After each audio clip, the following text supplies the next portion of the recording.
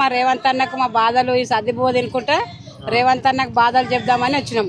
ఆ రేవంత్ అన్న మాకు 11:30కు పర్మిషన్ ఇస్తా అన్నాడంట. 11:30 కూడా పర్మిషన్ ఇవ్వలేదు. ఈ చెట్లకు ఆ చెట్ల కింద ఈ చెట్ల కింద ఆడింత ఈడింత నిలబడి తింటున్నాము. చక్కెర వచ్చింది, చక్కెర వచ్చి పడిపోగలమని తెచ్చుకున్న అన్నం తింటున్నాము. అన్న పరిపాలనకు అంతే లేదు. ఇక అన్న పరిపాలనకు అంతే లేదు. మాకెంత హింసిస్తున్నారంటే అంత హింసిస్తున్నారు. మేనిఫెస్టోలో పెట్టిరు మాకు జీతాలు పెంచుతాము, గ్రాంటిటీ ఇస్తాము అన్ని మేనిఫెస్టోలో పెట్టిరు. మేనిఫెస్టోలో పెట్టి 2 సంవత్సరాలు అయిపోయింది. 2 సంవత్సరాల నుంచి కూడా ఇప్పటి వరకు దాన్ని ఊసే ఎత్తుతలేడు. మరి రేవంత్ అన్న ఎప్పుడు ఎత్తుతాడో మరి మాకు ఎక్కడ చేస్తాడో తెలుస్తలేదు. మాకు బీఆర్ఎస్ ఉన్నప్పుడు మాకు చాలా బాగుండే. బీఆర్ఎస్ ఉన్నప్పుడు 2 times సాలరీ పెరిగింది.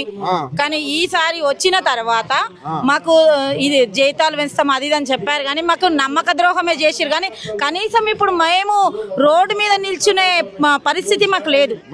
మహిళలు ఓన్లీ అంగన్వాడీ టీచర్లను ఎట్లా ఎంత చిన్న చూపుగా అంటే మేము అంగన్వాడీ టీచర్ అని చెప్పగానే ఆటోలా జీపులా ఏం మార్పు ఉంది? మార్పు ఏముంది? ఎక్కడుంది మార్పు?